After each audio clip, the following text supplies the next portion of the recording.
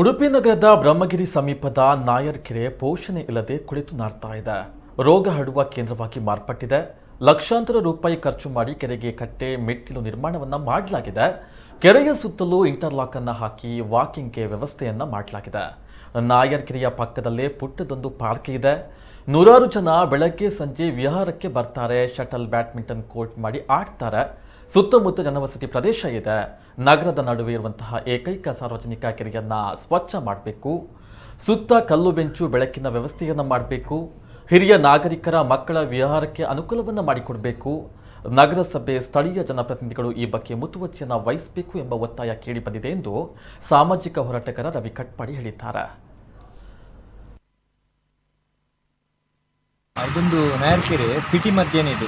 ಎಷ್ಟು ಮೊನ್ನೆ ಫಸ್ಟ್ ನೋಡುವಾಗ ತುಂಬ ಒಳ್ಳೆಯದಿದೆ, ಅಂದರೆ ಇಲ್ಲೆಲ್ಲ ವಾಕಿಂಗ್ ಎಲ್ಲ ಬರ್ತಾಯಿದೆ, ನೋಡಲಿಕ್ಕೆ ತುಂಬ ಖುಷಿ ಆಗ್ತಿತ್ತು.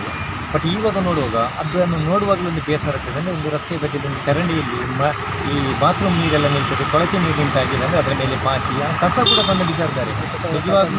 ನಿಜವಾಗ್ಲೂ ತುಂಬ ಬೇಸರ ಆಗ್ತದೆ. ಮುಂದಿನ ದಿನ ನೋಡುವಾಗ ನಿಜವಾಗ್ಲೂ ಉಡುಪಿ ಸಿಟಿ ಎಲ್ಲ ಕಸ ಕೂಡ ಅಲ್ಲಿ ಬಂದು ಬಿಸಾಡಲಿಕ್ಕೆ ಇರ್ಬೋದು ಜನರು. ಅದಕ್ಕೋಸ್ಕರ ನಾನು ಹೇಳ್ತಿದ್ದೀನಿ, ಇದನ್ನು ಕ್ಲೀನಾಗಿ ಮಾಡಿದರೆ ನಿಜವಾಗ್ಲೂ ಇದಕ್ಕೆ ಸಾಯಂಕಾಲ ಬಂದು ಕೂತ್ಕೊಳ್ಳೋರು, ಅಂದರೆ ವಾಕಿಂಗ್ ಹೋಗುವವರೆಲ್ಲ ಬಂದು ಕೂತ್ಕೊ ಅಷ್ಟು ಒಳ್ಳೆ ಜಾಗ ಆ ಥರ ಮಾಡಿದರೆ ಜನರು ನಿಜವಾಗ್ಲೂ ಬಂದು ಅದನ್ನು ಒಳ್ಳೆ ರೀತಿಯಲ್ಲಿ ಉಪಯೋಗಿಸ್ತಾರೆ. ಈ ಜಾಗ ಸೈಡಲ್ಲಿ ಎಲ್ಲ ಕೂತ್ಕೊಳ್ಳಿಕ್ಕೆ ಬೆಂಚ್ ಎಲ್ಲ ಮಾಡಿಟ್ಟಿದ್ದಾರೆ. ಆನಂತರ ಮಕ್ಕಳಿಗೆ ಆಡಲಿಕ್ಕೆ ಅಂತೇಳಿ ಪಾರ್ಕ್ ಎಲ್ಲ ಒಳ್ಳೆ ಖರ್ಚು ಮಾಡಿದ್ದಾರೆ, ಅಂದರೆ ಜನರು ಉಪಯೋಗಿಸಲಿ ಅಂತೇಳಿ.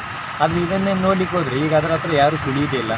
ಅದನ್ನೊಂದು ಕ್ಲಿಯರ್ ಅಂತೇಳಿ ಮಾಡಿದರೆ, ಅದರ ಹುಲ್ಲೆಲ್ಲ ತೆಗೆದೆಲ್ಲ ಕ್ಲಿಯರ್ ಮಾಡಿ ಅದು ಸುತ್ತ ಬೆಂಚೆಲ್ಲ ಹಾಕಿದ್ರು. ನಿಜವಾಗ್ಲೂ ಇದೊಂದು ಒಳ್ಳೆ ಜಾಗ ಆಗ್ತದೆ ಅಂತ ನನ್ನ ಅನಿಸಿಕೆ.